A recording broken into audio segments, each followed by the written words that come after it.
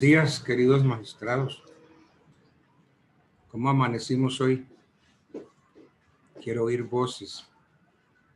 ¿Cómo amanecimos? Muy buenos días, profesor.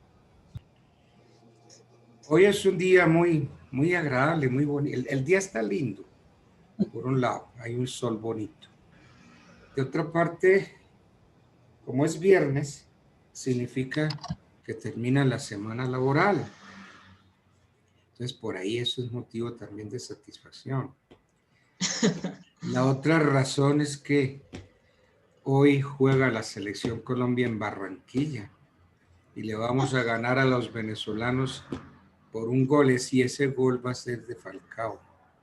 Miren, anoten que va a ser de Falcao. Entonces, esa es otra razón para estar bien contentos hoy. Y como si fuera poco, significa que el lunes también estamos descansando, porque el lunes es festivo. Entonces, esto es un día muy sabroso, muy agradable. En otras condiciones, uno podría irse, ¿no?, a Cartagena, a las playas, sabroso. Bueno, pero de pronto nos vamos a la finca de Fanny. Fanny es una De Ángela, profe, de Ángela. ¿De Ángela? Ah, qué bueno, qué bien. Bueno, me place saludarlos. Gracias, doctor. Buen día a usted y a los compañeros. Eso. De verdad que pues me siento muy cómodo y muy a gusto, muy sabroso. Quiero que empecemos viendo los órdenes hereditarios. Los órdenes hereditarios eran 6, pero la ley 29 del 82 disminuyó a 5 los órdenes hereditarios. Entonces, el primer orden hereditario está aquí en mi código, en el artículo 1045 del Código Civil. Entonces, una voz femenina, que es siempre agradable al oído de los señores, pudiera leer el 1045. Ahora, si no hay voz femenina, pues entonces le decimos esas voces aguardientosas, llenas de bigotes, que nos lea el código. Pero yo sí prefiero una voz femenina. No sé qué dicen los señores. Entonces, por ejemplo, Ana Edith Zapata, ¿tú tienes código, Ana Edith? Sí, señor, sí, señor. 1045. Por favor, léenos el 1045. Primer orden. Artículo 1045, modificado por la Ley 29 del 82, artículo 4. Los hijos legítimos, adoptivos y extramatrimoniales excluyen a todos los otros herederos y recibirán entre ellos iguales cuotas, sin perjuicio de la porción conyugal. Gracias.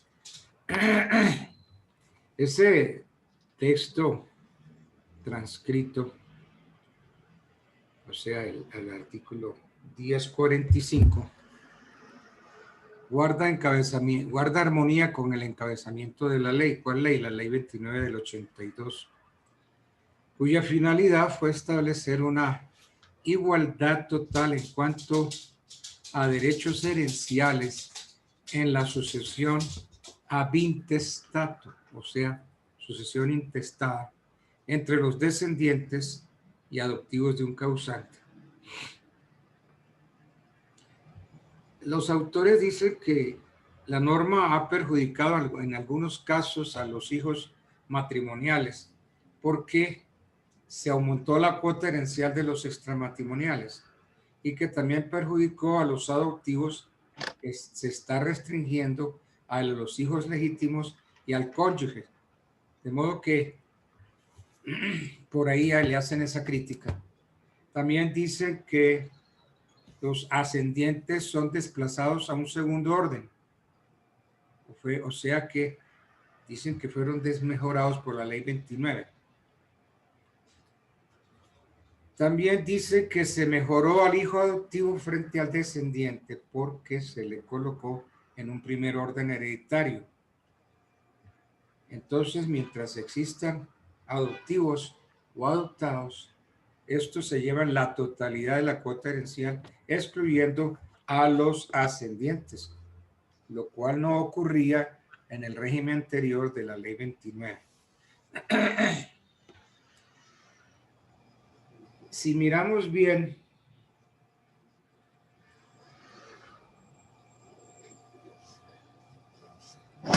el artículo primero de la ley 29 contempla una distribución de bienes para una eventualidad prevista en la misma norma. Pone en plano de igualdad a los hijos matrimoniales y a los extramatrimoniales. En fin,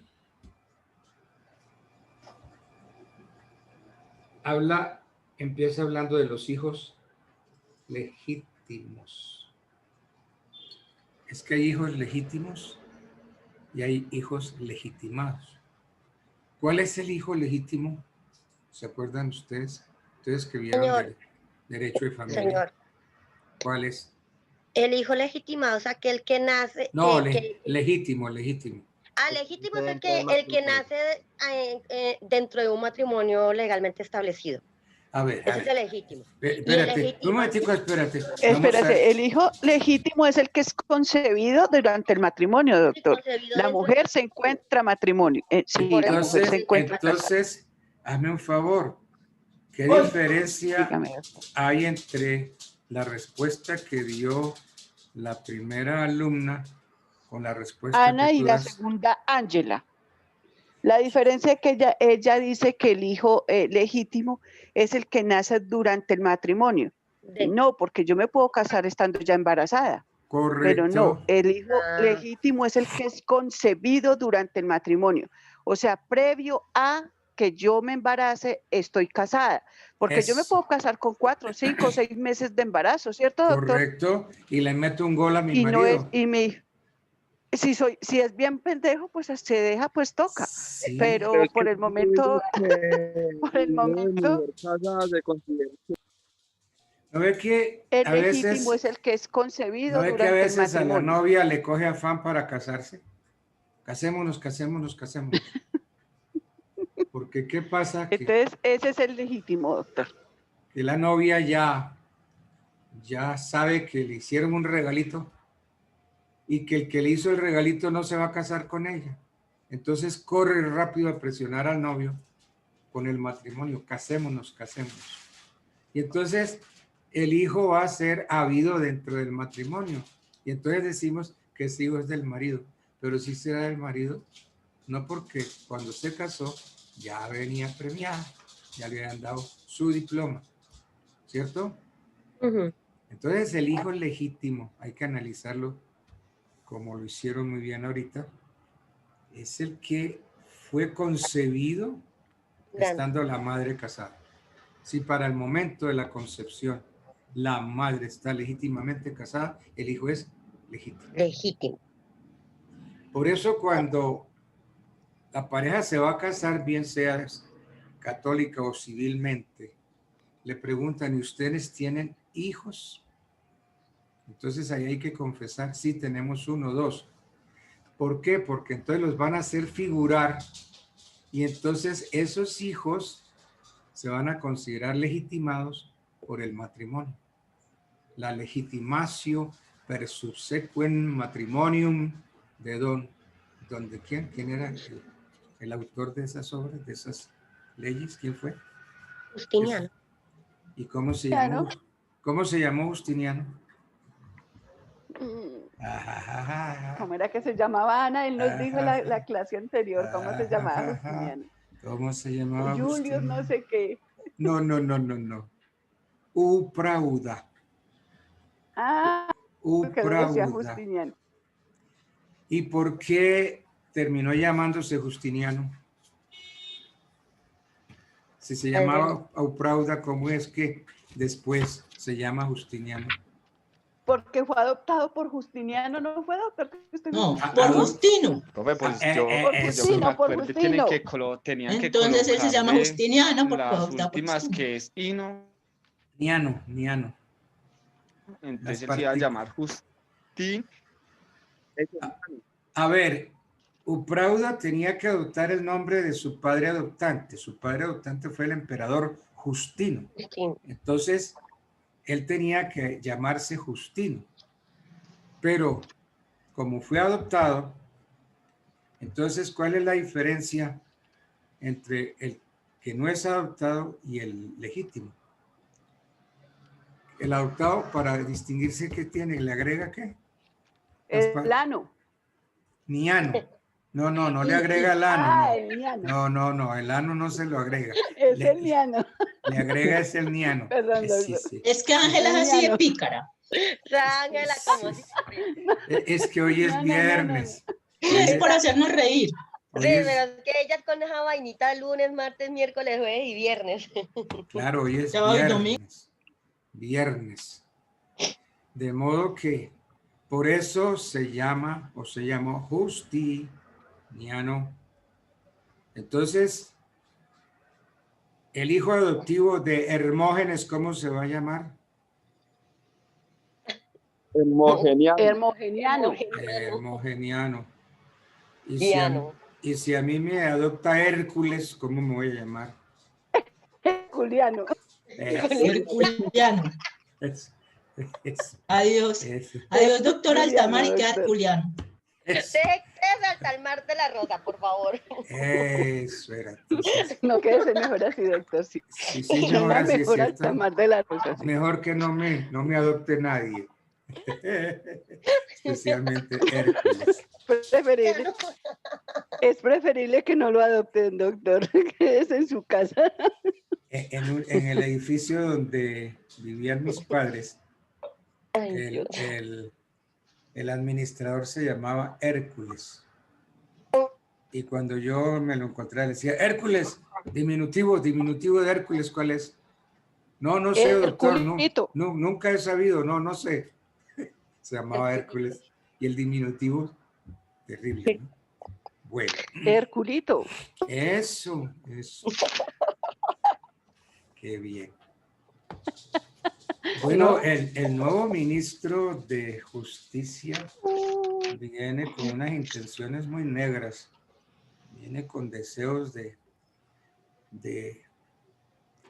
no sé, de fustigarnos a todas las facultades de derecho y a darnos duro. De modo que vamos a ver con qué sale el nuevo ministro de Justicia. Hay que estar pendiente de las reformas que quiera implantar el señor ministro de Justicia. Ay, no. Quieren eliminar las promociones, quieren que no se gradúen los estudiantes de abogado. Ya de por sí hay una talanquera brava, que es ese examen que hay que presentar, el examen de estado, pero que no les toca a ustedes, ¿cierto? No, doctor, nosotros nos salvamos por 3 meses. Qué bueno, qué bien. De modo que ustedes reciben el diploma y ahí mismo se van al Consejo Superior y piden la tarjeta. Pero sí, señor, gracias a Dios. Los demás tienen que hacer lo mismo, pero someterse a un examen de estado. Allá en el Consejo Superior saben que la ley los faculta para delegar ese examen y los faculta para delegar el examen en otra universidad. Exactamente. Entonces, tengo entendido, doctor, que lo va a hacer la Universidad de Externado, ¿no? Externado y la de los Andes. Entonces a ellos les interesa, a ellos les interesa hacer el examen para rajar gente, para quitarle la competencia. Para que solo se gradúen los estudiantes del Externado y de los Andes. Exactamente. A ver, yo miro con pesar el externado. Yo soy externadista y en la época en que yo estudié se llamaba el Colegio de Abogados. Solamente era la Facultad de Derecho. Y allí estudiábamos Derecho y nos dedicábamos a estudiar. Nada más. Pero era una universidad de la clase media. Porque hoy yo no podría estudiar en el externado. Mi papá o yo no hubiéramos podido pagar la universidad. Entonces, en esa época era una universidad digamos, asequible a una clase media y clase media baja. Y los estudios eran divinos, de fondo.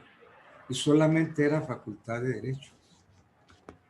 Cuando salió la idea de crecer,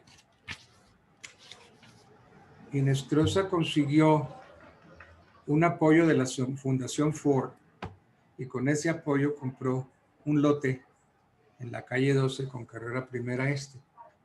Y entonces él dijo que ahí iba a ser la Universidad de Externado y que iba a dar oportunidad a otros estudiantes y entonces que iba a abrir otras facultades. Y los que estábamos estudiando en el Externado éramos muy egoístas y dijimos, no, usted no puede hacer esto. La tradición de esta universidad es que es solamente para Derecho. Y entonces le armamos un boicot terrible. Y nos abrimos.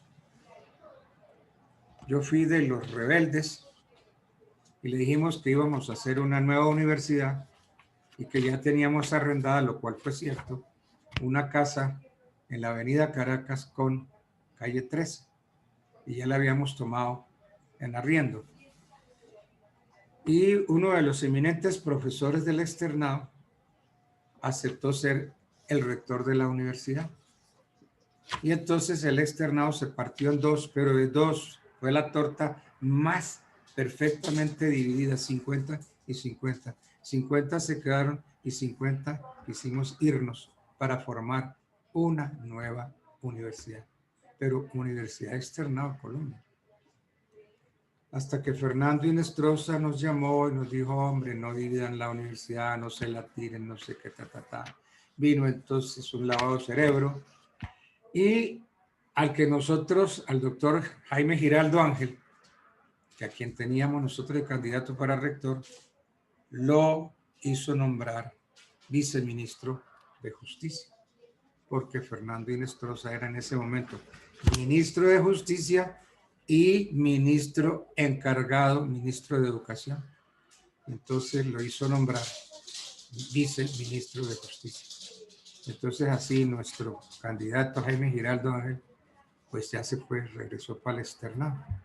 Y entonces ya seguimos como una sola universidad, pero los que salimos con la universidad antigua y no con la nueva. Esa satisfacción me queda, que yo me gradué con el Colegio de Abogados y no con la Universidad Externado Colombia que existe hoy, ese monstruo que es el Externado, y que yo no podría ahorita pagar, no sé, 14 millones, yo no sé, yo creo que yo no podría pagar 14 millones, entonces yo no podría estudiar en el Externado. Esa es como la historia así, rápido del Externado. El segundo orden,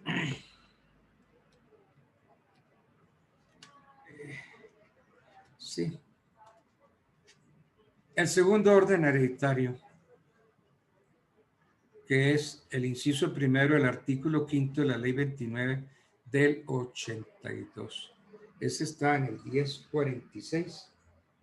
¿Qué dice el segundo orden hereditario? Oigo. Artículo 1046, segundo orden. Derogado por la ley 4536, artículo 30. Sustituido por la ley 4536 del artículo 19, ley 140-60, artículo 1 y modificado por la ley 2982 en el artículo 5. Eso. Si el difunto no deja posteridad, le sucederá sus ascendientes de grado máximo próximo. Máximo, no, momentico. Vuelve y lee. ¿Le sucederá qué? De grado más próximo, sus padres adoptantes y su cónyuge. La herencia se repartirá entre ellos por cabezas. No obstante, en la sucesión del hijo adoptivo en forma plena, los adoptantes excluyen a los ascendientes de sangre. En la de adoptivo en forma simple, los adoptantes y los padres de sangre recibirán igual cuota. Explíquese. Aquí tenemos que meter una sentencia, la sentencia C-238 de 22 de marzo del año 2012, proferida por la Corte Constitucional. La Corte en esa sentencia extendió el orden hereditario con derechos semejantes al cónyuge, se los extendió al compañero o la compañera permanente de distinto sexo o del mismo sexo que conformó la pareja con la cual el causante sobrevivió. Sí, ya me acordé que esa sentencia fue la que como que incluye a todas estas parejas de diferentes sexos por aquello de los derechos de las minorías. Exactamente. Intentando como darle una reforma al artículo constitucional de lo que es la unidad familiar. Eso. Entonces allí pues ya se habla que el compañero o compañera permanente del mismo sexo o de distinto sexo ya tienen derechos en la sucesión. Bueno. El tercer orden, entonces me falta una pregunta. ¿Cuál sería o cuál es entonces la situación? Perdón, doctor. Señor. Perdón, interrumpo. Me parece muy pertinente anotar que a partir de esa sentencia también el concepto de familia cambia y evidentemente también tiene muchas repercusiones a partir de lo que se denomina el núcleo familiar, ¿no? Jurídicamente tiene múltiples implicaciones y cambios. Claro, gracias, doctor. Porque es que ahí entran unas figuras nuevas, como el compañero permanente, como la compañera permanente. Y es que, sin que sea uno retrógrado, pues realmente vamos a buscar 113, 100 por ahí, 117. Y en la Constitución también, que no lo tengo. Entonces,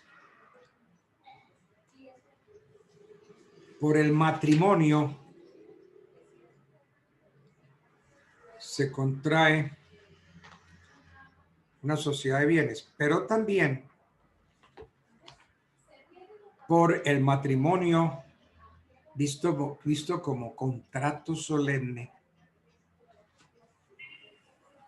empieza la familia.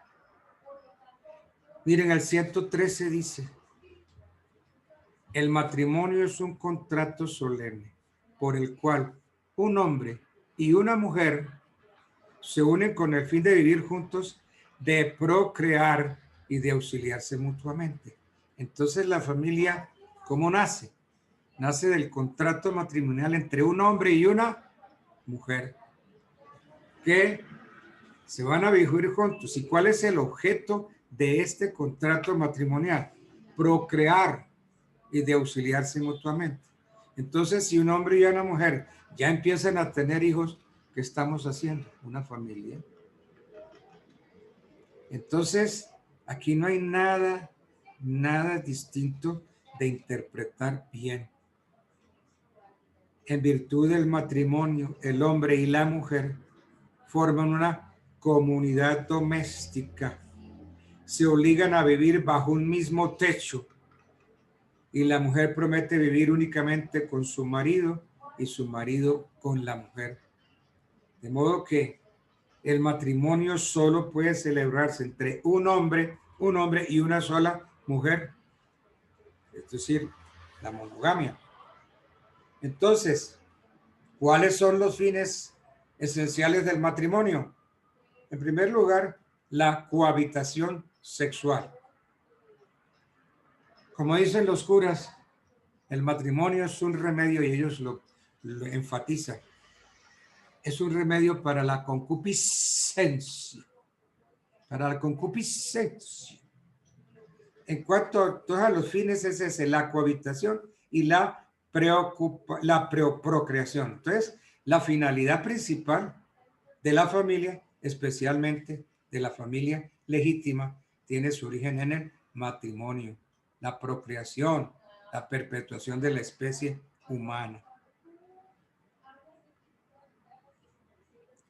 Y hoy pues todo esto se ha degenerado, se ha modificado y ya pues, ya creo no sé cuántas clases de matrimonio hay y cómo nos podemos casar, dónde y con quién. En fin, yo soy de la línea vieja, la línea dura. Para mí el matrimonio es un contrato, sí, entre un hombre y una mujer. Un hombre y una mujer. Para hacer familia, para tener hijos, para procrear y ayudarse mutuamente.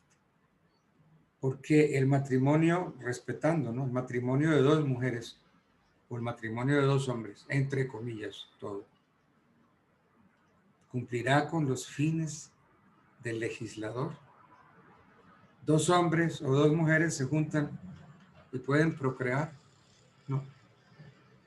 Entonces, estamos faltando a las bases filosóficas del matrimonio. Y es que desde el tiempo de la creación, cuando mi Dios le presentó a Eva, se la presentó a Adán,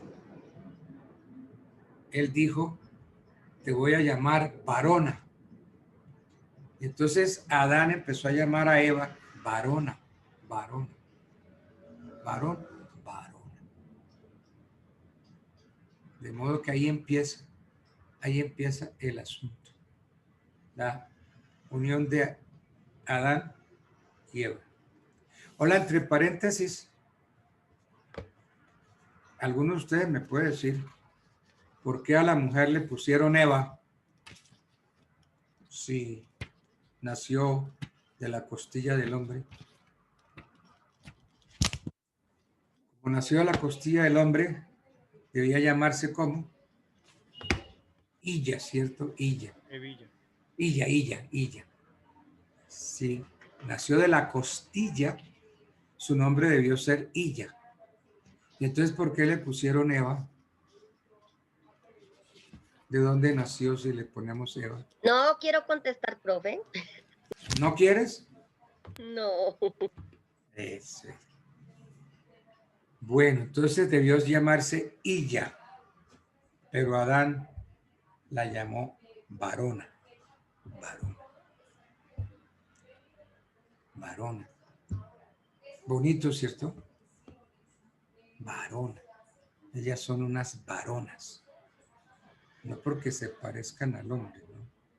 Sino porque es muy parecida al hombre en muchas cosas, en todo, menos en una. La mujer se parece a nosotros, o nosotros nos parecemos a ellas, menos en una sola cosita, que es la que nos diferencia. Bueno, entonces ese es el segundo orden hereditario. Tercer orden hereditario, 1047. ¿Podemos leerlo? Sí, señor.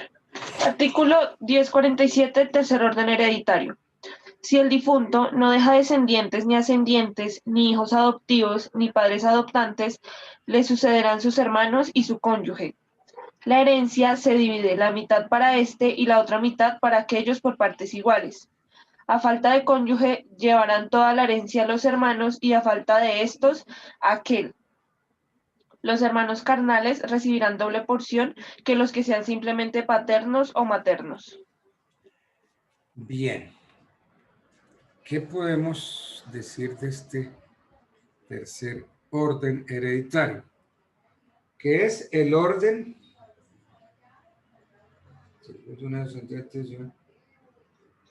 que es el orden de los hermanos, el cónyuge, el compañero o compañera de distinto sexo o del mismo sexo. Esa es la interpretación que hay que darle a ese tercer orden. Es el orden de los hermanos, el cónyuge, compañero permanente o compañera de distinto sexo o del mismo sexo. Esta hipótesis del tercer orden hereditario se da cuando al fallecer la persona que fallece y no deja hijos ni descendientes, entendiéndose también entre los descendientes a los adoptivos, y entonces tampoco deja ascendientes ni padres adoptantes. En todo caso, a falta de todos ellos, suceden el causante, sus hermanos, su cónyuge o compañero o compañera del mismo o de distinto sexo. Y el legislador prevé una distribución de bienes. Dice, la herencia se divide por mitades. La herencia se divide la mitad para este y la otra. Entonces, la herencia se divide por mitades. La mitad para este y la otra mitad para aquellos por partes iguales. Ahora, si no existe cónyuge, si no existe compañero o compañera del mismo o de distinto sexo, reciben toda la herencia los hermanos. Y ahí no hay nada que hacer. Después se estableció algo que está al final. Eso parece como metido ahí de carrera. Los hermanos carnales recibirán doble porción de los que sean simplemente paternos o maternos. Doble porción. Sí, es que lo dice, ¿no? Sí, doble porción. Los hermanos carnales recibirán doble porción de los que sean simplemente paternos o maternos. De conformidad con el artículo 54 del Código Civil, ¿quiénes son los hermanos carnales? Los hermanos carnales provienen de parte del padre y de la madre. Carnales provienen de parte del padre y de la madre. Los paternos por parte del padre y los maternos o uterinos de la madre. ¿Sí lo entendemos? ¿Alguien me quiere leer el 54, por favor?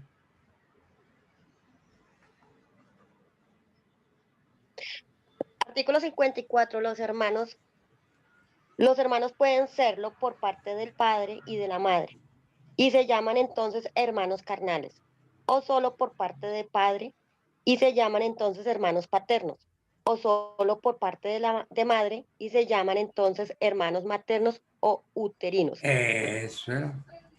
Entonces, los hermanos carnales provienen de parte del padre y de la madre. Los paternos por parte del padre y los maternos o uterinos por parte de la madre. También dicen que son de doble conjunción. Mira, pues. Cuarto orden hereditario. A falta de descendiente, ¿alguien me quiere leer el 1051? El 1051, cuarto y quinto orden. Modificado Ley 2982, artículo 8. A falta de descendientes, ascendientes, hijos adoptivos, padres adoptantes, hermanos y cónyuges, suceden al difunto los hijos de sus hermanos. A falta de estos, el Instituto Colombiano del Bienestar Familiar. Entonces, la ley 29 del 82, creo que fue el artículo 8, si ahí lo dice. Sí, ahí lo dice. Modificado ley 29 del 82, artículo 8.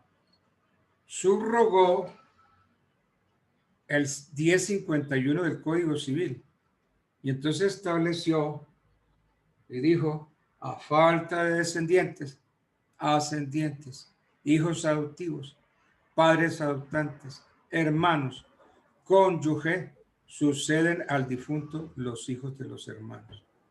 Doctor. Entonces, Doctor. Señor. Justamente sobre estos tópicos es que se requiere urgentes modificaciones al Código Civil para actualizarlo a la nueva sociedad que evoluciona y que está en una dinámica permanente de cambio. Sí, señor. Vemos otras legislaciones del mundo por vía de derecho comparado en Europa, muchos países, y en Estados Unidos usted es el único que determina libremente si quiere dejarle o no a un hijo, sin que exista que la ley esté obligado, ante la ley usted esté obligado a dejarle, particularmente de cara a las nuevas sociedades y a los nuevos hijos, que en un alto porcentaje hoy en día son malos hijos, y que lamentablemente entonces ese padre, esa madre, ese hermano, que hasta ni siquiera puede tener relaciones con otros hermanos cordiales, pues está obligado entonces a dejarle por mandato de la ley a personas seguramente indeseables que no se lo merecen. Exacto. Entonces, por eso la importancia de urgentemente generar cambios, especialmente a partir de la autonomía de la voluntad del dueño del patrimonio. Es que una ley no puede regular la autonomía de la voluntad, es una contradicción que lo vemos permanentemente. Lo vemos permanentemente, no solo en el derecho sustantivo, sino particularmente en el neoconstitucionalismo. Por eso justamente en lo personal soy muy neoconstitucionalista, pero definitivamente es usted el que, a partir de su individualidad y la autonomía de la voluntad, debe determinar si se lo deja al vecino que se preocupó más por usted cuando estuvo en sus años mayores, más que sus propios hijos, hermanos, que incluso no lo miraron, esposa, que no lo voltearon ni a exactamente, mirar. que lo vemos permanentemente. Y que normalmente se acuerdan es cuando usted fallece para ir a reclamar y ver qué derecho sí, tienen, claro. que esa es la cotidianidad.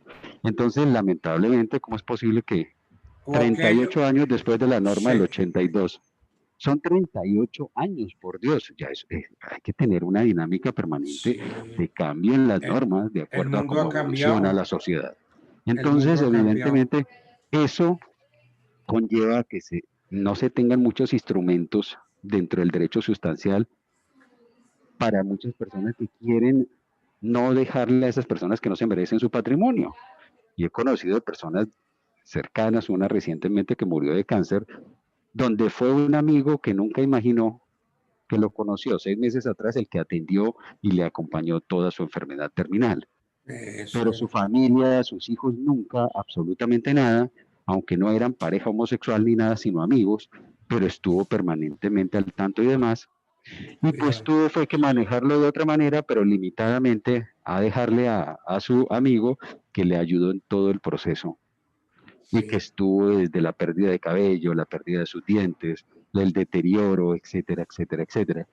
Pero sus hijos nunca estuvieron, pero sí llegaron justamente a reclamar la herencia. A reclamar al día siguiente. Entonces, pues hombre, eso no tiene ninguna presentación en una sociedad mínimamente evolucionada, mínimamente consciente, por Dios. Entonces, por eso la urgencia, definitivamente, de cambios estructurales y radicales en todas estas materias.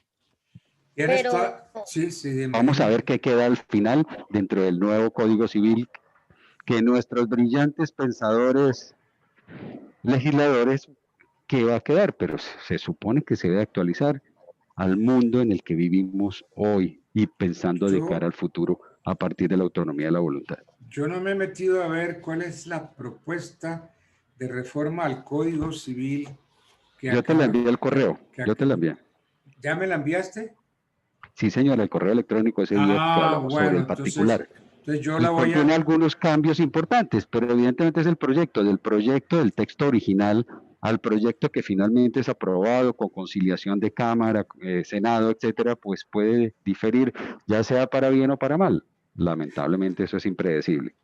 ¿Esa reforma sí es positiva o es una reforma? Sí me parece positiva, pero le falta mucho más, que sea una reforma de gran calado, mucho más estructural. Sí. Ojalá en el Congreso pues se introduzcan, por supuesto, propuestas y sea una reforma de cara no solo al siglo XXI, sino pensar mucho más allá en una sociedad que sin lugar a dudas, cuando pasando los tiempos, siempre tenderá a evolucionar. Entonces, ojalá sea así, pero realmente faltan muchas más cosas. Sí, señor. es que sí hay que hacer modificaciones. Lo que pasa es que nadie se atreve a meterle la mano a ese código civil. Es que modificar el código civil es bravo. Pero entonces vamos a ver, yo voy a mirar esa reforma, a ver qué cosas nuevas y buenas tiene. En fin, pero tú tienes la razón.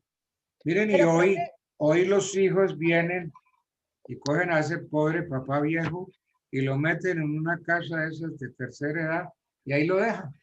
Le pagan el arriendo, sí, le pagan la comida y todo.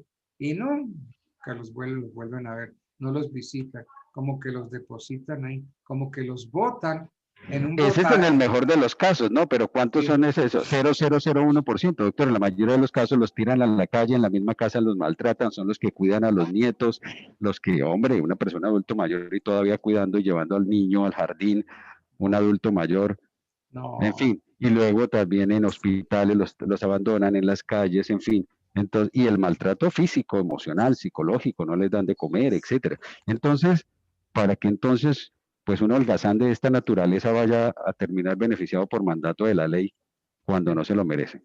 Pero es que también por mandato de la ley existen las causales de indignidad.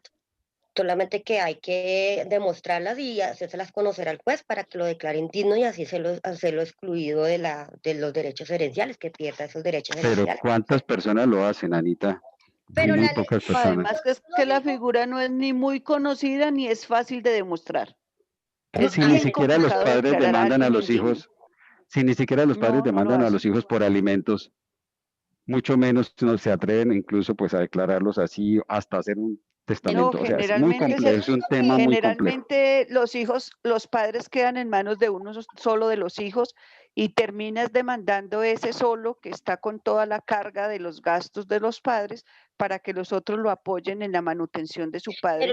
Y generalmente terminan en procesos para que les fijen cuota alimentaria. Pues sí. Habitualmente es lo que más pasa. La ley que ya existe y potenciarla. Y pues a cosas de desconocimiento de la ley, no porque no hayan herramientas jurídicas para hacer esos tópicos, como dice William Alfredo. Pero hay que potenciar la ley y la cosa es ya de ignorancia de la ley, pero recursos y herramientas legales, pues sí lo existe, pues para eso es que se estudia. Pero sí, si la reforma está dada para miras de potenciar la ley y hacerla más efectiva, pues claro, bienvenida sea. Lo que quiero destacar es que se debe siempre prevalecer la autonomía de la voluntad, que mis bienes que fueron trabajados con mi esfuerzo, mi trabajo, yo determine qué quiero hacer con ellos sin que la ley me obligue a que tengo que dejarle a tal o a cual persona. Lo que quiero destacar para el debate académico respetuosamente es, y es una posición personal, destaco siempre, pues es que la autonomía de la voluntad debe primar y no sencillamente que se me imponga que yo tengo que dejarle a fulanito o no. Porque el trabajo fue mío. Fui yo quien me trasnoché, trabajé, estudié 2 trabajos, 3 trabajos, en fin, gente que se sacrifica en el campo, donde sea, en la ciudad, para que entonces alguien simplemente por la ley se vea beneficiado cuando no tenía el mérito o yo no quise dejarle. Entonces, es la realidad de la vida. Eso es cierto. Yo quisiera conocer eso es ese mismo análisis que estamos haciendo nosotros, pero en otras etnias. Yo tengo entendido que nuestro compañero y magistrado Villafañe, si está ahí, nos diga él a qué etnia pertenece. ¿Si estás ahí o no? Sayarín, estás hablando de Sayarín, de nuestro Arhuaco. Buenos días. Exacto, Villafañe, sí. ¿Me escucha? Sí, te estoy oyendo. Cuéntame, buenos días. Yo pertenezco... Buenos días, doctor. Yo pertenezco a la etnia Arhuaco de la Sierra Nevada de Santa Marta. ¿A la etnia qué? Que no oí bien. ¿A qué etnia? Arhuaca. ¿A arahuacos? Bueno, ¿cómo es el asunto allá? El asunto allá entre ustedes, porque ustedes tienen allá sus propias leyes. ¿Cómo es el asunto? El padre, si hay respeto por el padre y lo respetan hasta la muerte, o el padre, como sucede en nuestra ley, en nuestra sociedad, es relegado y votado y no lo tienen en cuenta y solo se acuerdan de él cuando mueren para reclamar la sucesión. ¿Cómo es eso allá? ¿Nos quieres contar? Porque yo sí quiero saber cómo es el asunto. Sí, claro, doctor. Bueno, nosotros siempre hemos tenido como ese principio de origen, porque el origen de una persona siempre radica en los papás, porque si los papás no existieran, obviamente no va a existir el hijo. Entonces se guarda como ese respeto, ese valor a los padres. Y si el padre no considera que el hijo no está prestando la atención debida o lo abandona, entonces va a la comunidad y allá pues habla con las autoridades de allá que están encargadas de reunir a la gente y debatir todos esos asuntos políticos internos. Entonces lo demanda allá y lo mandan a buscar a él. Y si es el caso, pues lo azotan, independientemente de la edad que tenga, pero si no cuida a los padres, es como si incumple un deber que él tiene. Entonces lo azotan y es castigado o lo ponen, lo privan de la libertad unos 3, 4, 5, 6 meses, lo que sea necesario. Ya. Y ustedes tienen allá órdenes judiciales. La persona puede tener allá bienes propios y si tiene hijos, esos bienes se los puede transmitir o no. Si hay eso, o los bienes son comunitarios. ¿Sí entendiste cuál es el propósito? No, son o sea, lo mismo que hace la legislación ordinaria. También esos bienes se pueden transmitir también a los hijos. Ya.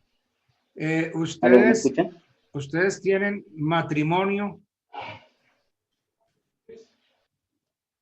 El matrimonio de ustedes. Sí, claro que sí. Y se rige por entre un hombre y una mujer. ¿Por qué normas se rige el matrimonio de ustedes?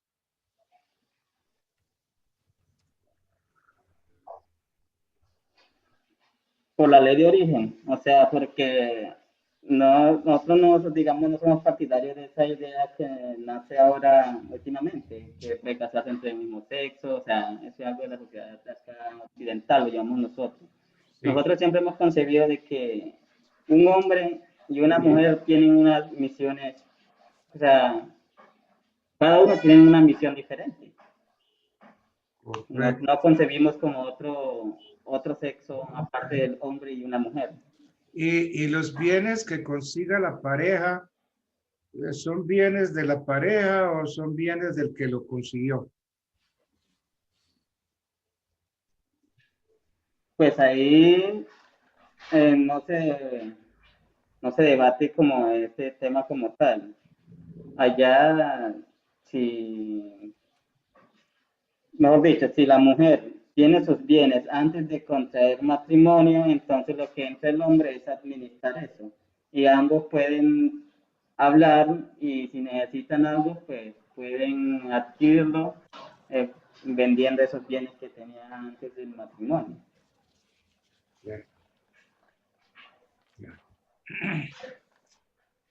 Ustedes tienen el mismo concepto de que los hijos son, pues, en un comienzo, como decíamos en un comienzo de los reyes, hijos legítimos e hijos naturales, o llamados extramatrimoniales. ¿Ustedes piensan igual? No, lo que pasa es que ¿sí? Un padre, un hombre, tiene que ser consciente de que si una mujer tiene un hijo que no es de él y a él le gustó la mujer, pues él tiene que asumir ese papel de padre. Él no puede estar diciendo después que ese hijo no es mío o sea, mi responsabilidad no es de él, o sea, no puede decir eso. Si él desde un principio ya sabía que no era de entonces, ¿para qué se compromete con la mujer que ya tiene un hijo? De acuerdo, si sabía que estaba embarazada o que tuvo un hijo, que el que está esperando no es de él y el que ya nació tampoco es de él, pero decide convivir con ella, entonces adopta el papel de papá. ¿Cierto? Eso lo estoy como, sí, señor. Como entendiendo. Sí. Sí. Mire, es que pasa... En derecho. ¿Sí? ¿Me decías en derecho qué? Aló, aló. Se me fue, no te estoy... Sin derecho a reclamar después, porque si le da un principio, él sabía todas las circunstancias, no puede después reclamar. Ya. Entre nosotros pasa algo que es un jueguito grave, es un jueguito bonito, pero que de pronto puede resultar perjudicial para el hombre. Sucede que conozco a una niña que ya tiene un hijo, o conozco a esa niña que está esperando un hijo de otro. Y termino casándome con esa niña que ya tiene un hijo o que está esperando otro hijo. Y entonces yo empiezo a establecer una relación muy linda con el niño que ya nació, con el hijo de mi amiga, ya mi esposa. Y entonces, para congraciarme con ella, yo voy a una notaría y lo reconozco. Y dijo que hace tanto tiempo conozco a fulana, que nos casamos a partir de tal día, pero que ese hijo que existía antes, ese hijo es mío. Y entonces lo reconozco. Como dice el pueblo, le dio el apellido. Dar el apellido es el reconocimiento.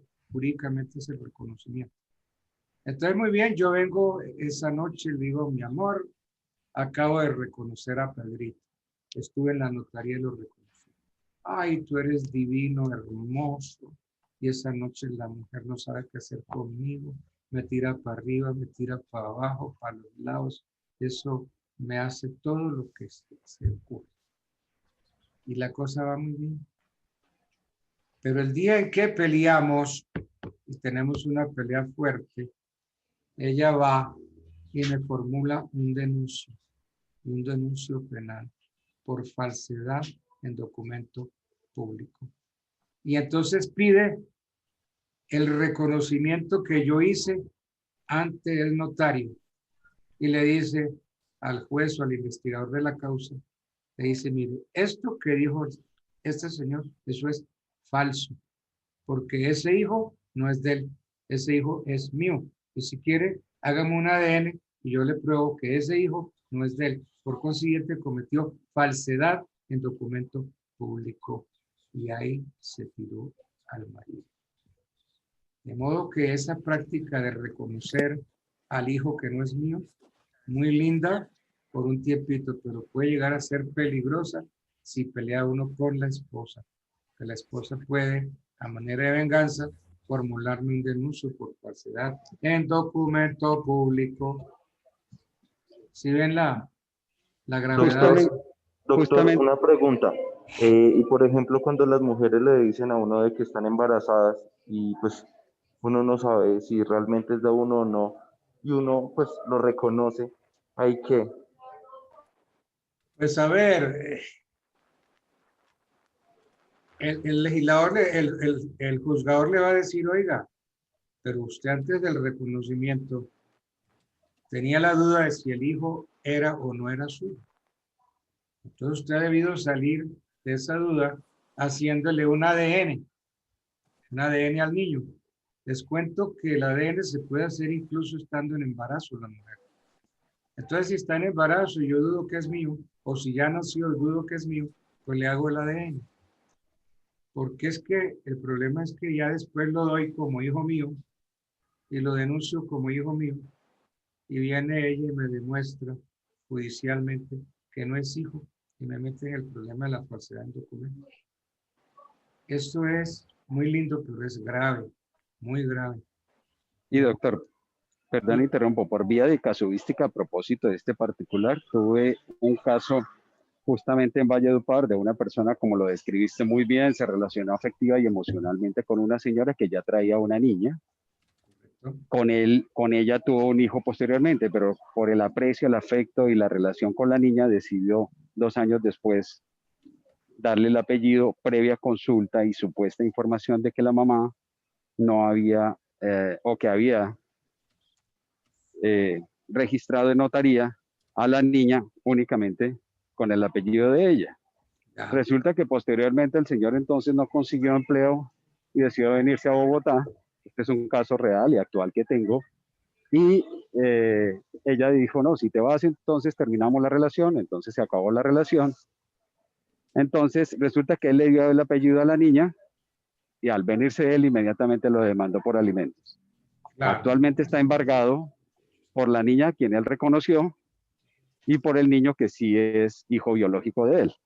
Correcto. Entonces me puse a investigar y demás, y viajé, y resulta que conseguí el registro civil de nacimiento de la niña, la cual sí había sido reconocida con el apellido del padre biológico. Y este la reconoció después como hijo. Exacto, entonces tiene 2 y evidentemente se constituiría falsedad más los posible comisión de hechos punibles penales por la señora, porque ella sabía perfectamente que había sido reconocida y que obviamente ellos la habían registrado con el apellido tanto paterno como materno.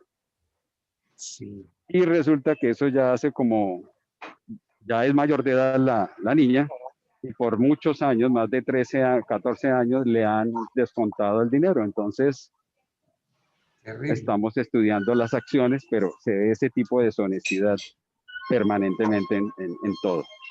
Lo malo es que él puede alegar con toda la razón de que no es hija y que por consiguiente no está obligado a pasarle alimentos.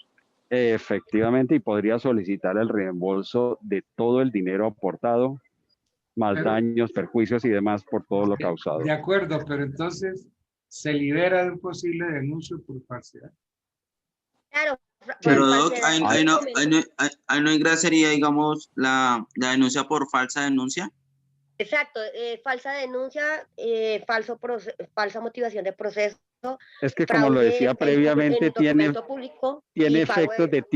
efectos en la jurisdicción penal, doctores, y tiene efectos en la jurisdicción civil, como lo decía previamente, sin lugar a dudas. Eso es lo que las acciones que en lo personal estoy estudiando para tomarlas, pero se está intentando porque la señora está buscando una conciliación ante las circunstancias y el problema tan grave en el que se encuentra. Sí, es cierto. Eso es lo lindo del derecho, por eso estudiamos derecho, para desenredar todos esos entuertos que se presentan. Eso es lo que hace fascinante esta profesión, que se presentan unos nudos gordianos que para desbaratarlos hay Dios mío. Porque en el contexto del desarrollo de la materia que veníamos realizando, evidentemente esa niña en este momento tiene el apellido de él y si él muere, pues sería un heredero forzoso. Evidentemente. Claro, claro. Entonces, pues evidentemente no tendría ningún derecho. Entonces, pues alguien se había podido dar cuenta en el momento, de pronto un familiar de él, y llegar hasta el punto de identificar y obviamente, pues objetar y divulgar todo esto y no tendría ningún derecho esa persona que es hija, ante todas las circunstancias previamente descritas. Entonces, por casuística, lo cito. Efectivamente, todo el proceso que habría que hacer y que sea pertinente hacer. Correcto, esa es la profesión. Para eso estamos estudiando. Estamos estudiando porque si somos jueces nos toca desaparecer. Y si estamos ejerciendo para defender los derechos de aquel a quien hay que defender. Bueno, el quinto y último orden hereditario es el del Estado.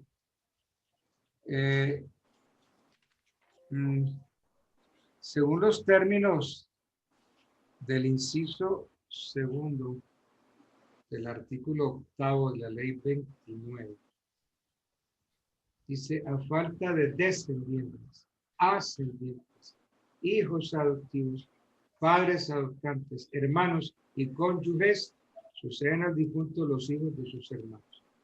Y a falta de estos, el Instituto Colombiano de Bienestar Familiar.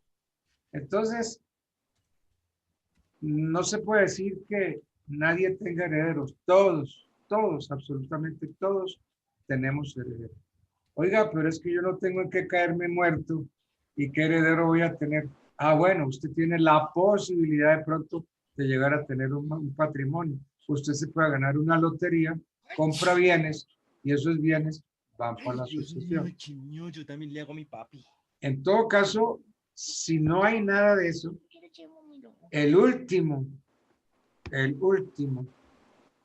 la última persona que tiene derecho a la sucesión mía es el Estado a través del Instituto Colombiano de Bienestar Familiar. Entonces, y sobre ese particular, perdón doctor, sí que el Instituto Colombiano de Bienestar Familiar sí anda como una ave de rapiña sobre ese particular, porque también tuvo un negocio jurídico en el cual las dos señoras, pues el hijo no tenían herederos, sería el caso concreto, sí, y resulta que uno de los hijos de una de ellas, que sí tuvo un hijo, él también murió. Entonces, una vecina fue quien le cuidó o las cuidó a las dos señoras. Fue un terreno muy grande en el barrio San Antonio Norte, en Bogotá. Y entonces, la ex esposa de ese hijo que ya había fallecido, de una de ellas, al saber que la persona se iba a beneficiar, que había sido una vecina quien las había cuidado a las señoras de adultos mayores y demás, entonces quiso afectarlo y fue y denunció el caso ante el Instituto Colombiano de Bienestar Familiar y se hicieron parte en el proceso y el proceso se demoró como 8 meses más porque intervino el ICBF por solicitud de aquella persona que como no tenía ningún derecho, solo por egoísmo, por maldad, fue y denunció el caso ante el ICBF para que tuviera conocimiento del mismo, para que el ICBF llegara como ave rápida. Así es. Y hay abogados que se lo pasan investigando en bancos y en corporaciones financieras. Si hay títulos que no han sido reclamados por nadie. Y entonces se averiguan y resulta que el título estaba a nombre de fulano y sultano murió y nadie reclamó. Entonces van al Instituto Colombiano y les denuncian.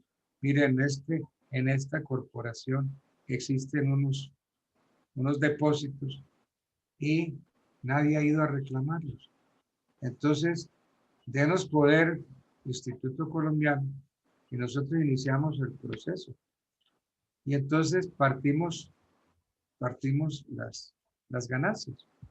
Entonces el instituto, que no puede hacerlo, pero de bajo cuerda lo hace, dice sí, partamos, mitad y mitad, y le pago de honorarios tanto. De modo que... Y hay gente en los bancos y las corporaciones que informan al Instituto Colombiano o informan a abogados para que inicien esos procesos. No sé, a veces, pues los profesores tenemos que hablar de las experiencias propias. Yo era vicepresidente jurídico de la corporación financiera, la financiera corporación financiera. Y ahí había unos títulos que nadie había reclamado, llevaban años sin reclamar y nadie reclamaba intereses ni nada. Entonces alguien de la institución le pasó el ondazo a un abogado de Medellín, y ese formó un grupo de 20 abogados y entonces iniciaron el proceso. Yo fui sorprendido, se me presentó un señor, me dijo, yo soy el juez octavo civil de circuito y vengo a embargar y secuestrar unos títulos que no tienen dueño. Entonces, es un bien mostrenco de vacantes para inmuebles y entonces iniciaron un proceso de bienes mostrenco.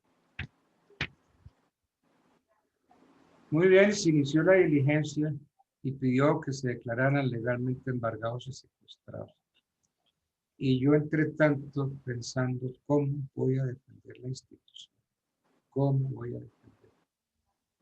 Se me prendió el bombillo gracias a que me acordé de mis clases de bienes. Entonces, cuando me dio la palabra del señor juez, yo me pongo a esta diligencia, porque es que aquí no hay bienes mostreros. ¿Cómo no? Aquí hay unos títulos que están abandonados y no se han reclamado ni el valor de los títulos ni los intereses. Entonces yo le dije, señor juez, los títulos tienen un dueño. Eso se llama Sociedad Santa Inés S.N.C. Santa Inés es la dueña de esos títulos. Y hasta ahora no hay prescripción de los derechos de Santa Inés. Por consiguiente, no opera este proceso. Ah, pero es que los títulos son dinero. Dije, corrección, señor juez. Los títulos no son dinero, representan dinero. Si fueran dinero, sí, ok, podía llevarse el dinero. Pero los títulos que tienen un titular representan dinero. Y esos títulos no habían sido declarados. Es decir, estaban perfectos, no había nulidad, no había nada absoluto. Y el juez tuvo que realmente echar para abajo todo, porque no era propio hablar de un proceso de esa naturaleza. En esa época, les estoy hablando en 1982, 1983, que yo era vicepresidente.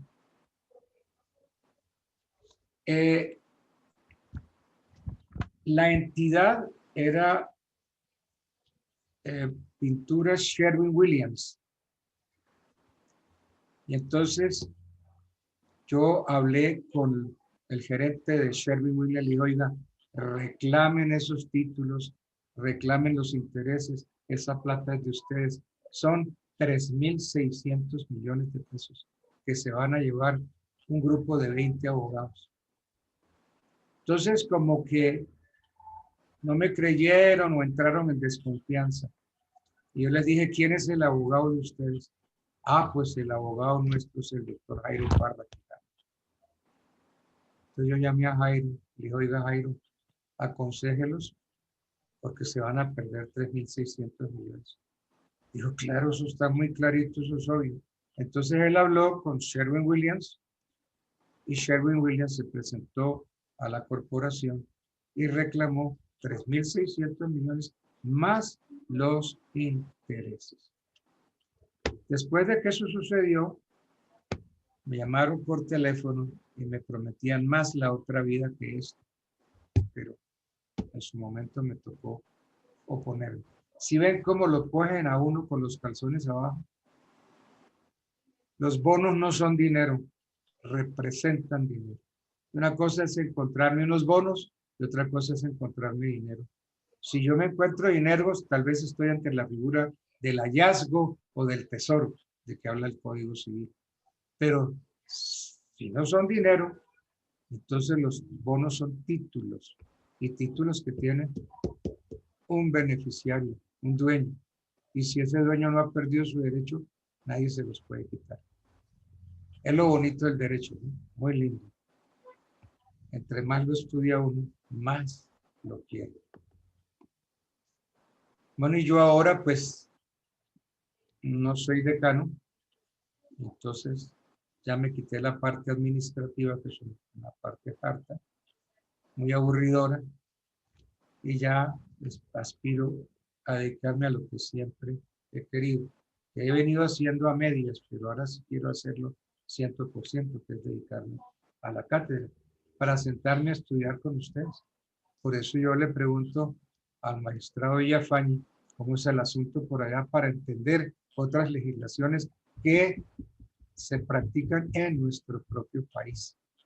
Porque las leyes de las etnias, esas leyes existen, esas leyes hay que respetarlas. Entonces el quinto orden hereditario, finalmente, es el Instituto Colombiano de Malestar familiar. Bueno. Esta noche gana la selección colombiana. ¿El partido a qué hora es? 6:30, profesor. 6:30. 6:30. Y ya en la cancha iniciando serán las 7 de la noche. Sí. Profesor, yo tenía una duda respecto a la clase de ayer, ahora que ya pues todos se quedaron en silencio, no quiero interrumpir. Ayer respecto a la porción conyugal, hablábamos que equivale a la cuarta parte, ¿sí? Señor. ¿Sí? Sí, señor. Ah, ok. Y la porción complementaria es una tercera parte. Es que ahí es donde tengo la confusión. Ya. O sea, la porción complementaria. Me podría recordar.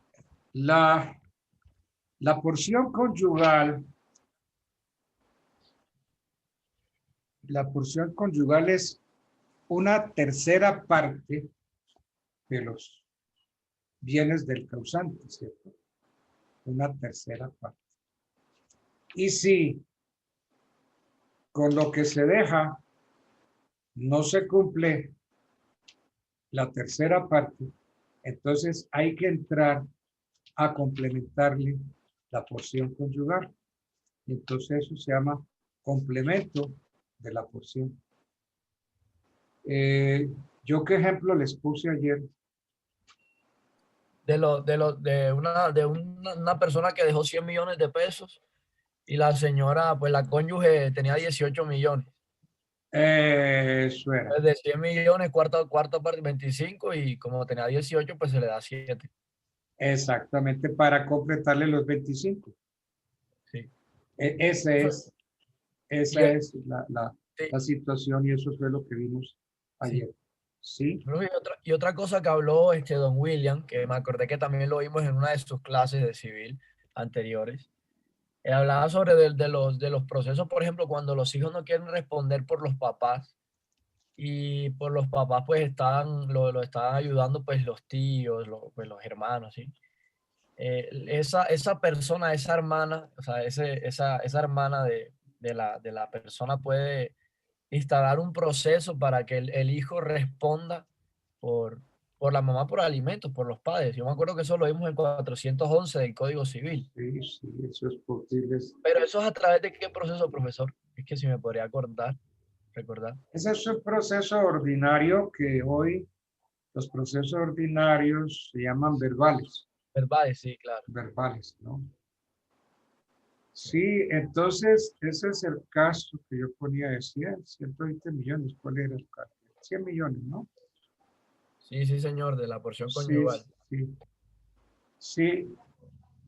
Yo me acuerdo que yo les dije que si yo muero y dejo 100 millones de pesos y mi mujer tiene 18 millones, pero, eso es lo que faltó aquí, pero yo hice testamento y le dejé a mi padre los 100 millones. Entonces, en este caso, la ley dice que mi mujer va a recibir 25 millones, que es la cuarta parte de lo que le corresponde como porción conyugal. ¿De acuerdo? ¿Ahí vamos bien? ¿Sí vamos o no? ¿Me están siguiendo? A ver, no oigo.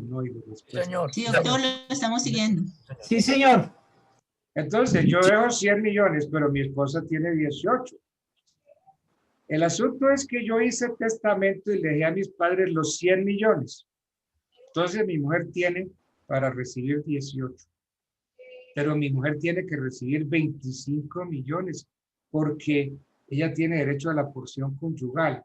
Entonces, los 25 millones es la cuarta parte que le corresponde como porción conyugal. Pero, como anotábamos ahorita, como tiene 18 millones, hay que completarle la porción conyugal. Entonces, esos 18 millones tienen que subir a 25. Entonces, hay que darle 7 millones más para completarle los 25 millones, que es el equivalente de la porción conyugal. ¿Ok? Ahora, en el derecho de abandono,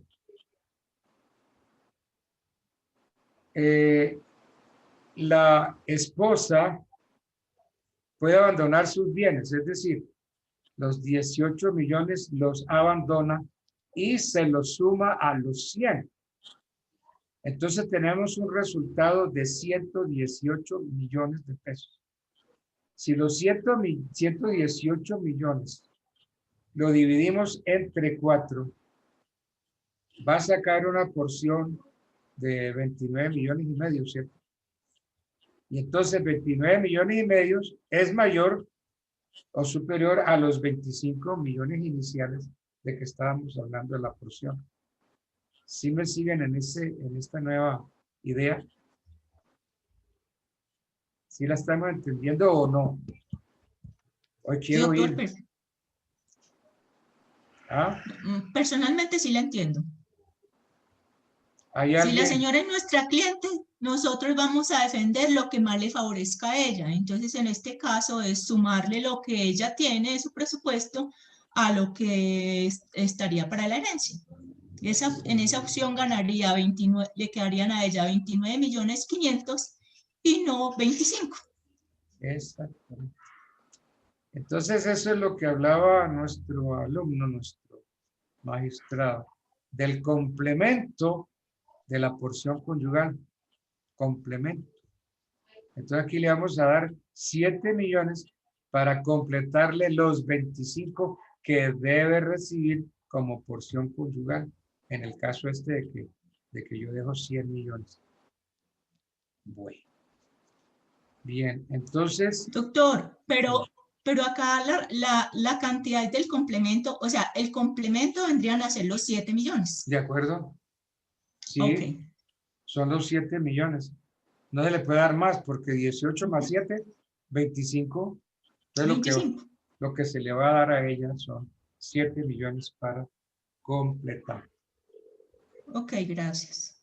Bien, entonces ahí se acabaron los órdenes hereditarios. Siguiendo entonces nuestro derrotero, nuestro programa, tendríamos que entrar a ver ahorita el sistema de la sucesión testamentaria, aunque sea tener una idea de cómo es eso. Y saber qué es el testamento en general, qué requisitos hay requisitos de fondo, analizar el testamento como acto solemne, el testamento abierto, el testamento cerrado, y hay unos testamentos privilegiados que no se ven en la práctica, pero sí están en la norma, que es, bueno, el testamento verbal, el testamento militar, el testamento marítimo. Esos testamentos ya no se ven, el testamento militar, el testamento marítimo. Podríamos entrar a ver nulidades del testamento, revocación del testamento, etcétera, etcétera, etcétera. Ese Doctor, es como, señor. Perdón, lo interrumpo. Esta es una pregunta que creo muy pertinente. Un testamento expedido en otro ordenamiento jurídico, como en la Unión Europea o en otro país o en Estados Unidos, para darle la validez en Colombia, número 1, ¿tiene validez? Número 2, en el primer evento de que sí la tenga, ¿qué se debe hacer para materializar la efectividad y la aplicación en otro ordenamiento jurídico como sería el colombiano? Es decir, hubo ya proceso en otro país, ¿cierto? Solo sí, señor, el testamento. El testamento se hizo efectivo en otro país. Y queremos entonces darle... Puede haber bienes en Colombia derivados del mismo testamento. En concreto, sería ese el escenario casuístico. Es decir, darle validez al testamento, al proceso extranjero, darle validez en Colombia. Sí, se necesita de algo que se llama exequatur. Exequatur. Sí, el famoso exequatur. Pero ahí, como el testamento fue hecho bajo una legislación diferente. Correcto. Donde no se aplicaría, por ejemplo, la forzosa, sino sencillamente pues dispuso dentro de su autonomía del 100%. Y si llega a haber alguno de los herederos forzosos aquí, ¿cómo se manejaría entonces ese tema? Al margen de la aplicación del exequatur, por supuesto, pero la legislación es de donde salió originariamente el documento que fue expedido bajo otra legislación. Sí, nosotros, ¿cómo lo manejarían? Ni ningún juez de la República puede dudar de la veracidad del proceso ni la legislación extranjera. Aquí el punto es que se le va a dar desarrollo, se le va a dar ejecución a lo resuelto por un juez extranjero. Y entonces eso es muy claro si nos dice que el interesado tiene que presentar su solicitud, su demanda, aunque hablan de solicitud, pero yo digo más bien demanda, su demanda de exequatur ante la sala civil de casación civil de la Corte. Allí entonces usted presenta su demanda de exequatur. Usted va a pedir que se le dé validez, que se le reconozca validez a la sentencia extranjera, a la sentencia proferida en otro país.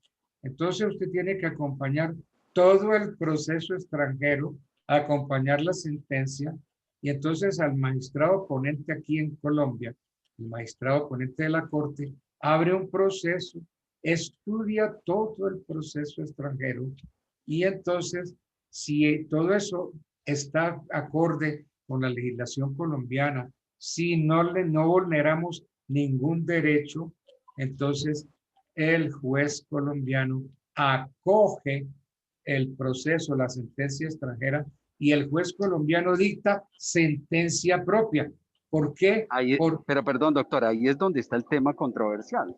Porque evidentemente que el documento trae su inspiración y su espíritu basado en una ley extranjera, y sobre el cual, sí, lo otorgó, o quien lo redactó, o la persona que lo hizo, que manifestó su voluntad a través de él, pues la hizo con base en la legislación diferente. De acuerdo. Y en consecuencia podía, por ejemplo, desheredar, o sea, no dejarle nada a ningún heredero, así lo tuviera. Sí, es que entonces, mire, como es que se le va a dar validez a la sentencia, pero no quiere decir que el juez colombiano, el magistrado ponente que está estudiando de la solicitud de exequatur, no pueda hacer nada. Es un proceso, y un proceso en el cual el magistrado puede decretar pruebas, analiza las pruebas, analiza todo el proceso extranjero, y él se puede apartar de muchas de las pruebas, se puede apartar de muchas de las razones que tuvo el juez extranjero. Entonces, ¿qué hace? Dicta sentencia, y en la sentencia corrige todos los yerros o no ejecuta algunas cosas que van directamente o van en contra de la legislación colombiana. Entonces él dicta sentencia, y entonces la sentencia que dicta el juez colombiano es a la que se le va a dar cumplimiento. Imaginémonos, pongámonos más dramáticos. Pensemos, porque todavía hay países en que tienen como pena de lapidación para la mujer adúltera. La mujer que comete adulterio en esos países la condena a morir a punta de piedra. Y vamos a suponer que una colombiana está condenada a morir en lapidación en uno de esos países. Y viene, por algún motivo sale y se refugia nuevamente en Colombia. Entonces viene el marido, inicia aquí el proceso de exequatur, y entonces pide que se le dé cumplimiento a la sentencia extranjera y que matemos a la esposa aquí en Colombia a punta de piedra. Entonces, ¿qué hace el magistrado, el juez colombiano? Mire, al carajo grande con esa sentencia, yo no puedo aceptar eso. Nosotros no tenemos pena de muerte como sanción, y muchísimo menos la tenemos como muerte a punta de piedra. Es decir, no podemos. En Colombia no hay pena de muerte por nada. Entonces, archivan eso. Y el pobre marido tiene que regresarse a su país y tragarse la piedra que tiene porque no pudo matar a su mujer adúltera, ¿sí? Eso se puede hacer. El proceso evidentemente se aplica en la legislación colombiana. Claro, claro. Indica evidentemente, entonces realmente en términos generales no tendría validez. En términos prácticos fue la voluntad, la autonomía de la voluntad, porque aunque fue inspirada pues en la legislación del otro país, pues aquí no se aplicaría. Entonces tendría que aplicarse bajo las leyes colombianas, como es siempre el principio que he tenido claro que se aplica son las leyes de aquí. Entonces realmente no se aplicaría para los bienes que correspondan a ese territorio que estén allí, y los que corresponden aquí se aplicaría entonces necesariamente la ley colombiana. Los herederos forzosos a partir de la ley colombiana. Perfecto. Exactamente, sí, es eso. Es que el exequatur en el código está como una solicitud, pero eso no es solicitud, eso es un proceso. Es un verdadero proceso. Y termina con una sentencia, con la sentencia de exequatur. Y entonces ese exequatur es o lo toma o lo deja. O puede aceptar cosas parciales, que por ejemplo allá se inició, se embargaron unos bienes, no, unos bienes que están en Colombia, entonces el magistrado dice, esos bienes están legalmente embargados y procede y ordena que se embarguen y secuestren los bienes que están en Colombia, producto de la sentencia extranjera. El exequatur es muy lindo. Esa es una figura que es poco estudiada. Yo en alguna oportunidad por ahí, tímidamente, me atrevía a explicarlo en las clases. Yo no sé si a alguno de ustedes les expliqué lo que era el exequatur. No sé, ustedes recordarán.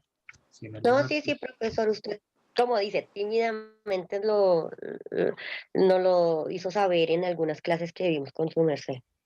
Y fue muy superficialmente. Sí, claro, porque es que el exequatur es bastante extenso. Bueno, entonces metámonos con el testamento. La palabra son las 9:30. Todavía tenemos unos minuticos. La palabra testamento viene de testatio mentis. O sea, de testar la mente. Testamento de la voluntad. Podríamos darle esa definición. ¿Qué dice el artículo 1055 del Código Civil?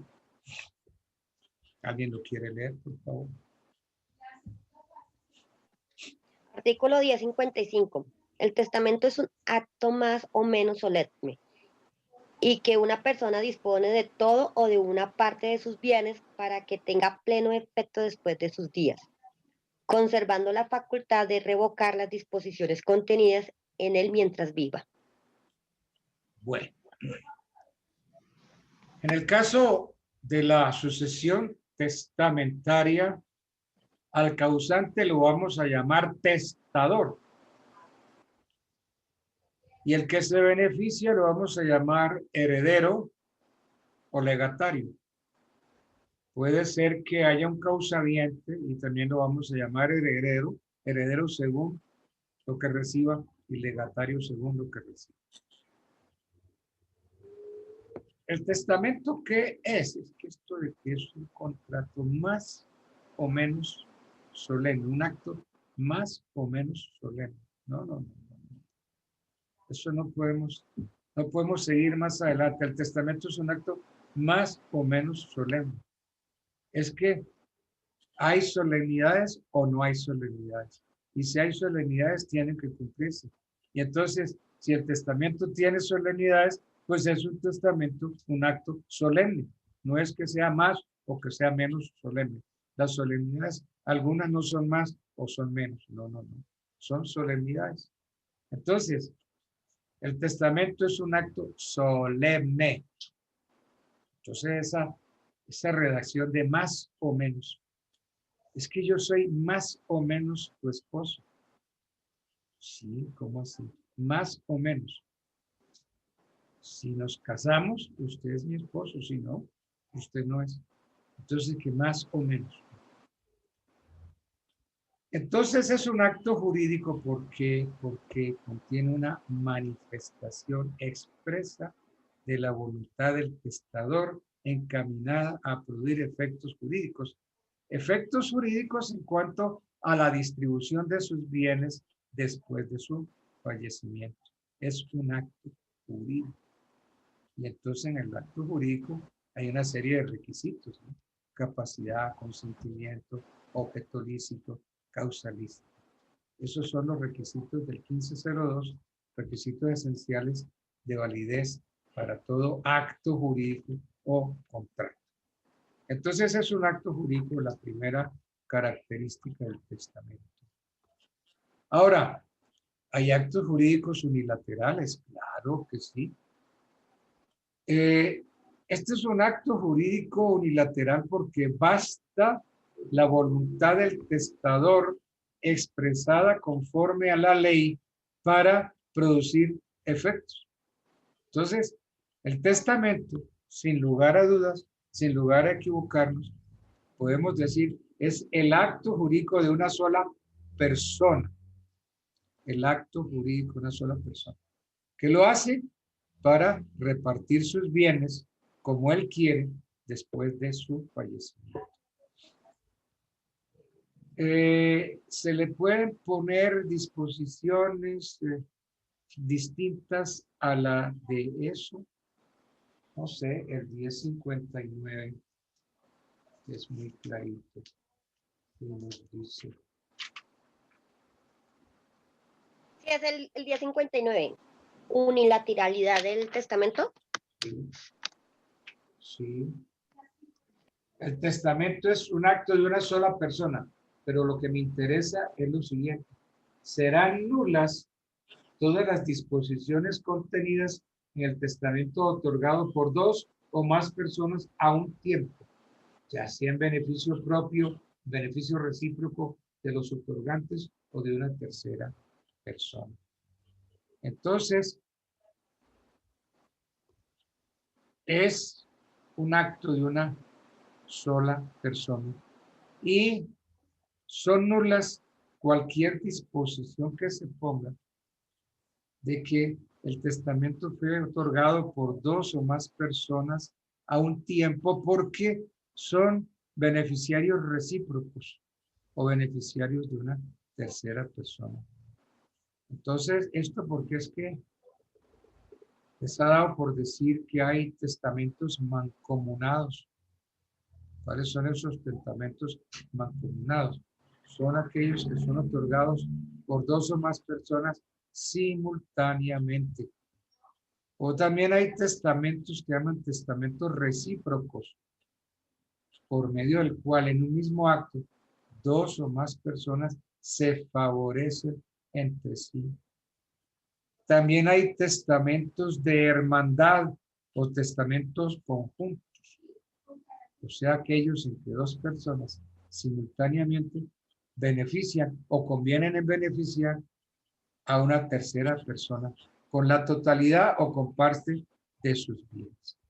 Entonces, esos testamentos en nuestra legislación no existen. Y si se pone todo eso, todas esas cláusulas son nulas, porque no existe el testamento recíproco, no existe el testamento mancomunado, no existe los testamentos conjuntos o hermandad de testamento, no, nada de eso existe. Existe es un acto, uno solo. Bueno, la voluntad del testador. El testamento es personal. ¿Qué quiere decir eso? Que el testamento lo debe otorgar directa y personalmente el causante, el testador, el del de cuyos. ¿Sí? Indelegable. Sí, sí, es personal. Claro, por cierto, es indelegable. Sí, cuando yo digo que debe otorgarse directa y personalmente por el causante, es indelegable. No puede haber intermediario para atestar. ¿Qué dice el 1060? La facultad de atestar es indelegable. Ahora, ¿qué es un acto jurídico más o menos solemne? No, métanse en la cabeza. Esa expresión del 1055.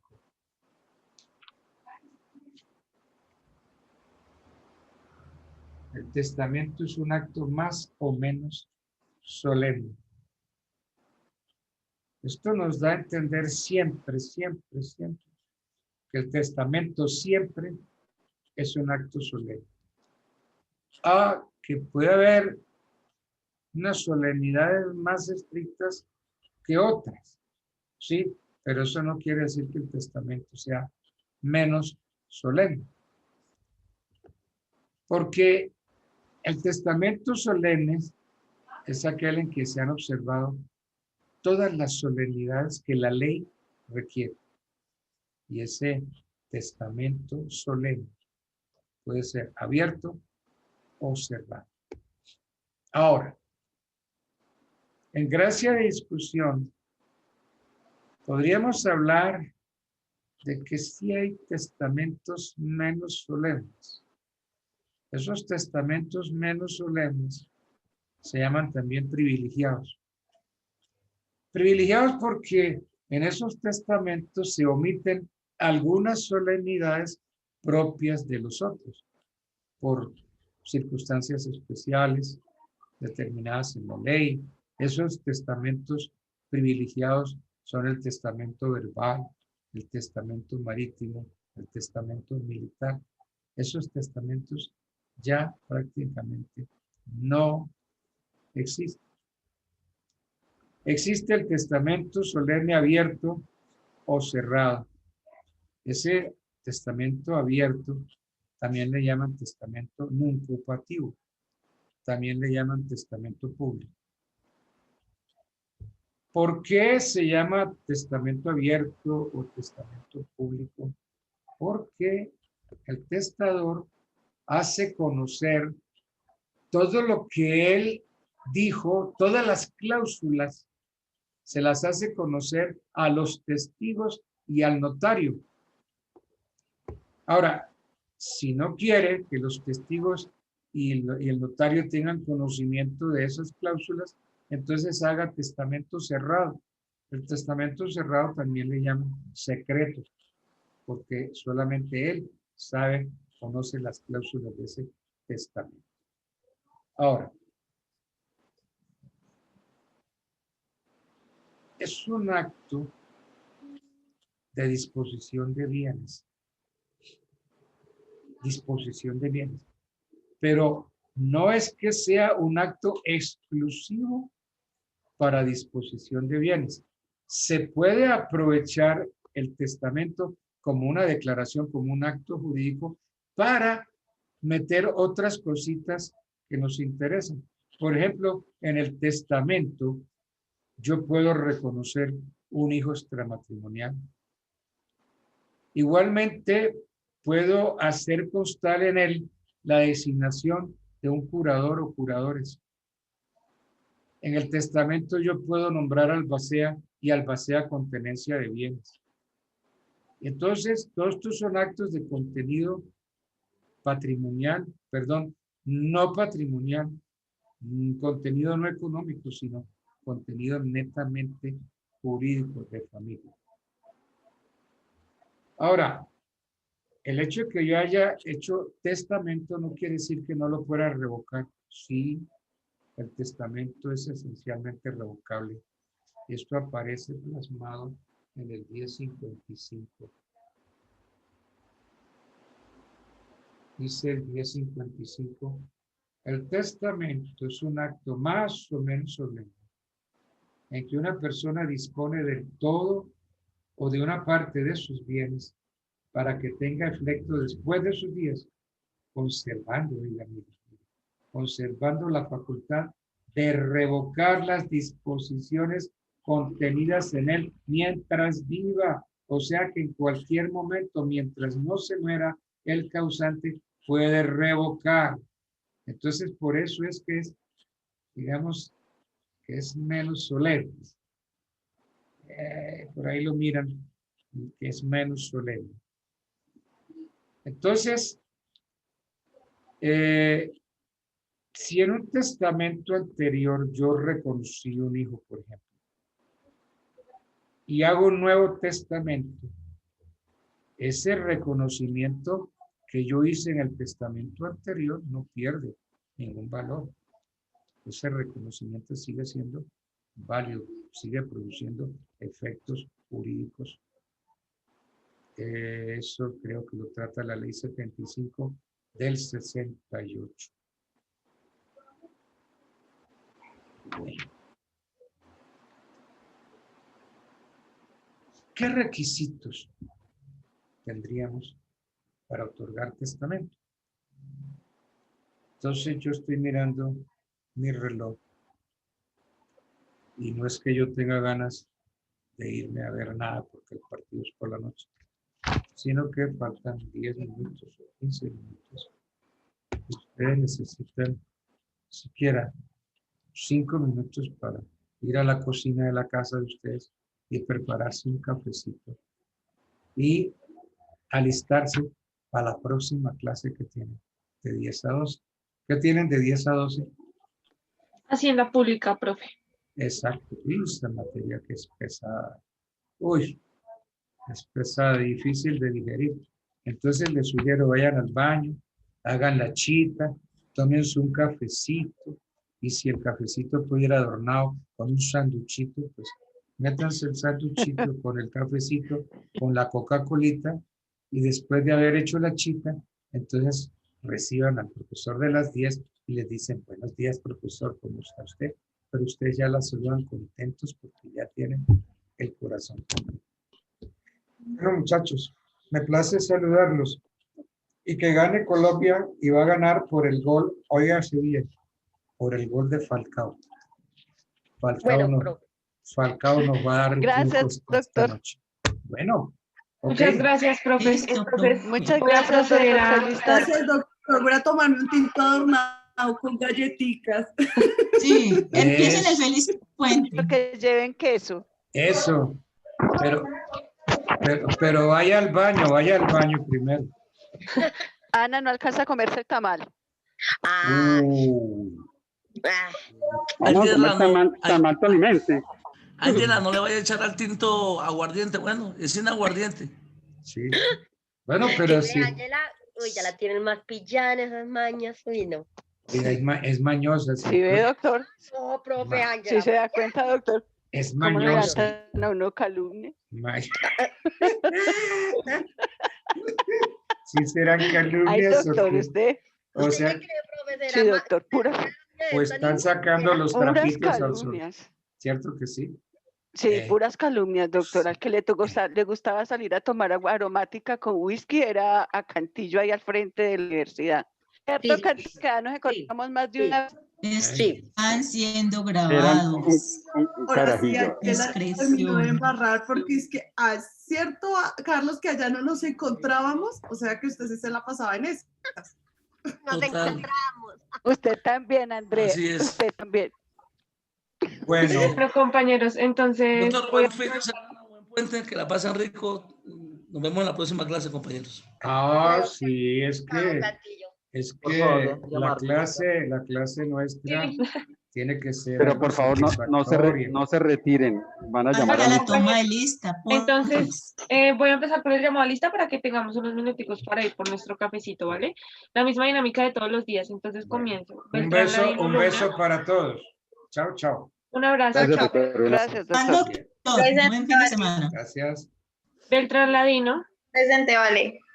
Betancourt Montiel. Presente, vale. Buitrago Gómez. Presente, gracias. Cárdenas Olaya. Presente, Valentina. Castaño Buritica. Presente, vale, chao. Daza Sánchez. Daza Sánchez. Fernández Afanador. Presente, Valentina, buenos días. Buenos días. Galindo Ramos. Waldron Torres. Gerley Daza. Sí, ya te registré. Bueno, gracias, chao. Waldron Torres. Guerrero Balbuena. Yo, Vale.